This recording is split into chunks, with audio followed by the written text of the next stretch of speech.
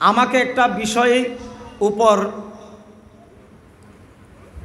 একটু বক্তব্য রাখার অনুরোধ করেছেন। সেটা হলো আহলে সুন্নাত ওয়াল জামাতের সকল ভেদাভেদ ভুলে ঐক্যবদ্ধ হয়ে সুন্নিয়তের মাঠে আমাদেরকে জানান দেওয়ার কি কি প্রয়োজনীয়তা আছে, এই বিষয়ের উপর একটু সবাইকে অনুরোধ করার একটু ইশারা দিয়েছিলেন। আমার যা টাইম পাই আমার চেষ্টা করব এই বিষয়ের মধ্যে দুই একটি কথা বলার। আল্লাহ আমাদের সবাইকে আহলে সুন্নাত ওয়াল জামাতের ময়দানে একটি প্ল্যাটফর্মে ঐক্যবদ্ধ হওয়ার তৌফিক দান করুন। আর একটু আওয়াজ দিয়ে বলি আমিন, আবারও জোরে বলি আমিন। বিশেষ করে এলোমেলোভাবে বিক্ষিপ্তভাবে থাকলে সেটা কোনো সংগঠন নয়, কোনো একটা মাযহাব নয়। এক ঘরের মধ্যেও 3 জন 5 জন ভাই থাকলে, সবাই একত্রিত না থাকলে তাদের মধ্যে গ্রহণযোগ্যতা থাকে না, ঠিক কি না? সমাজের মধ্যে এক ঘরে 5 ভাই সবাই একতাবদ্ধ থাকলে সমাজের সবাই তাদেরকে সেলুট শ্রদ্ধা করতে বাধ্য, ঠিক না বেটি? আর 5 ভাই যদি 5 মনের 5 মতের হয় তাহলে তাদের ভিতরে যেমন ঠিক থাকে না, সমাজের মধ্যেও তাদের কোনো গ্রহণযোগ্যতা, একটু জোরে বলো না, ঠিক না বেটি? তাদের ভিতরে সমাজের মধ্যে তাদের কোনো গ্রহণযোগ্যতা থাকে না। আমার আল্লাহ বলেন, আমার আল্লাহ সুবহানাহু ওয়া তাআলা ১,৫০০ বছর আগে আমার রাসূলের মাধ্যমে সেই কথাই আমাদেরকে জানান দিয়েছেন, আমাদেরকে বয়ান দিয়েছেন, আমাদেরকে ঘোষণা দিয়েছেন, ওয়াতাসিমু বিহাবিলিল্লাহি জামিআন ওয়া লা তাফাররাকু। চিৎকার দিয়ে বলুন না সুবহানাল্লাহ। আমার আল্লাহ বলেন, ওয়াতাসিমু বিহাবিলিল্লাহি জামিআ। ও দুনিয়ার মুসলমান, আমার মোহাব্বতের বান্দারা, তোমরা জামিয়া জমা ইয়ানি তোমরা ঐক্যবদ্ধ হয়ে থাকো। ঐক্যবদ্ধ হয়ে শক্ত করে আমি আল্লাহর রজ্জু, আমি আল্লাহর রশিকে শক্তভাবে আঁকড়ায় ধরো। সুবহানাল্লাহ। ওয়ালা তাফাররাকু, ইয়ানি তোমরা ভাগ ভাগ হইও না, ফাট ফাট হইও না, মতবিরোধ করো না।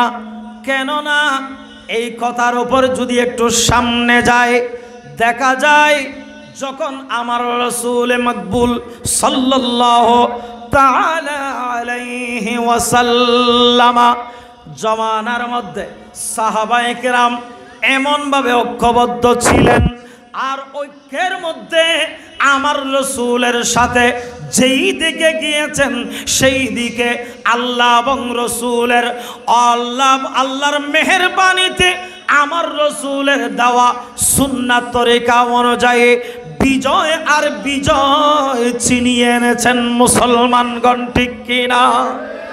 বদরের ময়দান বলুন, উহুদের ময়দান বলুন, খন্দকের ময়দান বলুন, যেই দিকে যাই সেই দিকে আমার রাসূলের জয় আল্লাহর পক্ষ থেকে দিয়েছেন। কেমন করে? সবাই ঐক্যবদ্ধ আমার রাসূলের নির্দেশকে, আমার রাসূলের কলকে, আমার রাসূলের বাণীকে, আমার রাসূলের নির্দেশনাকে তারা এমনভাবে গ্রহণ করেছেন, ফাক্কা ফিলের যেমন ভূমিকম্প আসা ছাড়া নড়ে না। সুবহানাল্লাহ বলুন না।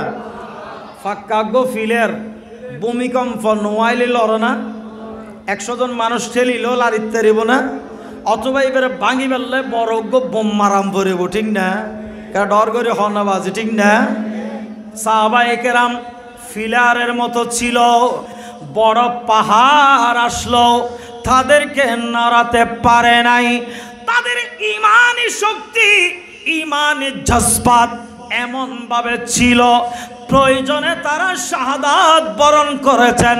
ইসলামের রজ্জ, ইসলামের পথ থেকে, কোরআন সুন্নাহর বিধান থেকে, আমার রাসূলের নির্দেশ থেকে এক জর্রা পরিমাণ চুল পরিমাণ তারা এদিক সেদিক নড়াচড়া করে নাই।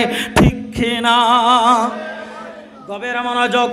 আজকের সমাজে আমরা মেজরিটি পার্সেন্ট মুসলমান, ঠিক না?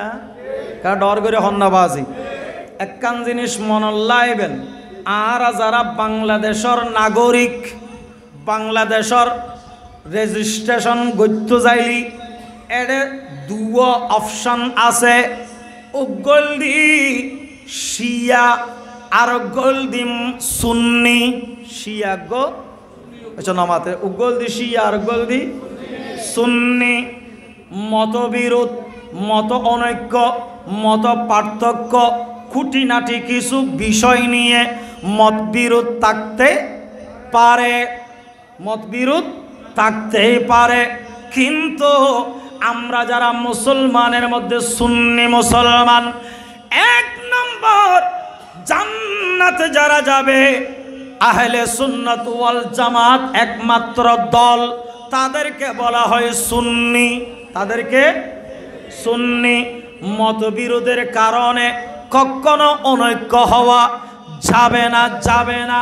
কারণ অনৈক্যের মধ্যে আল্লাহর রহমত থাকে না, বিজয় আসে না। ঐক্যের মধ্যে আল্লাহর রহমত থাকে, ঐক্যের মধ্যে বিজয় আল্লাহর পক্ষ থেকে এসে যায়। ঠিক কিনা?